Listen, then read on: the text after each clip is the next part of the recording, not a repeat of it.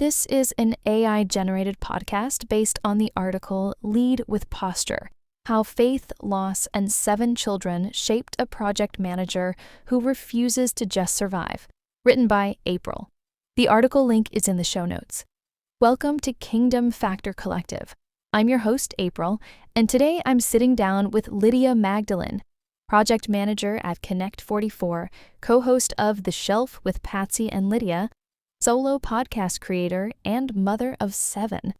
Lydia, welcome to the show. Thank you so much, Apryl. It's really wonderful to be here. So I want to start right at the beginning because I read that when someone asks you who you are, you actually pause before answering, and I found that really striking. What's behind that pause? You know, it's always quite a difficult one to pin down. I think for a long time, I let a job title do the answering for me. And then the moment that was taken away, I realized, oh, that wasn't actually me. That was just one part of me. So now when someone asks, I want to give them a real answer, not just a calendar of commitment. That's interesting, and that connects directly to something I really wanted to get into. You spent over 20 years with one organization, and then you were made redundant. I mean, that kind of loss, it's not just a job loss, right? Can you unpack what that actually felt like? It really had a bigger impact on me because it kind of ripped the carpet from beneath my feet. Nothing was the same. I couldn't function in the same way. And there's this fog, right? Because you spent years building something, your knowledge, your relationships, your routine. And then one day it's just gone. And you're standing there asking yourself, who am I exactly? And that's a question you thought you'd already answered. Yeah, I think so many leaders have been there, more than they admit. So how did you actually move through it? Because you clearly came out the other side with a different perspective. One day at a time, honestly. Today might have been a good day, tomorrow maybe not, but along the way you do get nuggets of gold. And I came to this realization that the job had been one part of me, not the whole.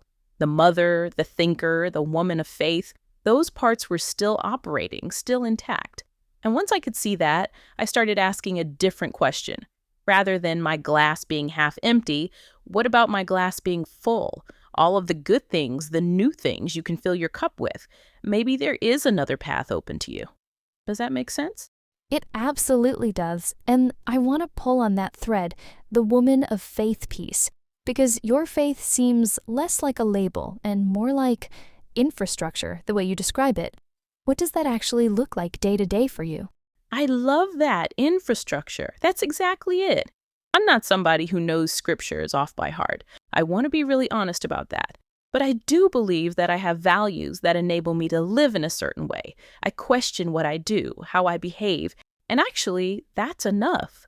Faith for me isn't a Sunday performance. It's what kept me standing during redundancy, what steadied me through raising 7 children, managing school runs and work trips all at once. And I genuinely believe God gives you as much as He feels you can handle.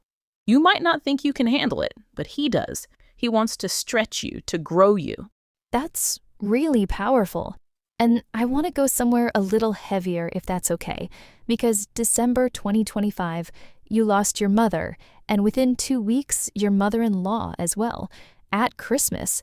I can't imagine the weight of that. How did you carry that? It was really, really awful. And I don't think I need to dress that up with anything more than that. But what I kept coming back to was a conversation I'd had with my mom not long before she passed. I'd been telling her about these stories I'd been writing, thoughts I'd accumulated over years of just curious, observant living. And she said very directly, you should do something with those. And those words became the seed of Manor After Hours, my solo podcast. I created the music myself, I manage it entirely on my own terms, and Manor After Hours is really an ode to my mom, if I have to be honest. That is such a beautiful act of obedience. I think that's the word for it. Honoring a mother's last encouragement by actually doing the thing she urged.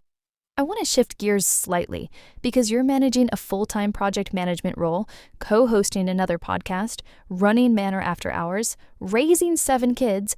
I mean, how do you actually do all of that without just surviving through it? Right. And that's the thing. So many people are just surviving. And I think the image we're sold is this superhero who juggles everything perfectly, but that's not the goal. In order to operate fully and wholly in any of those spaces, you have to give yourself time. You have to pause and breathe.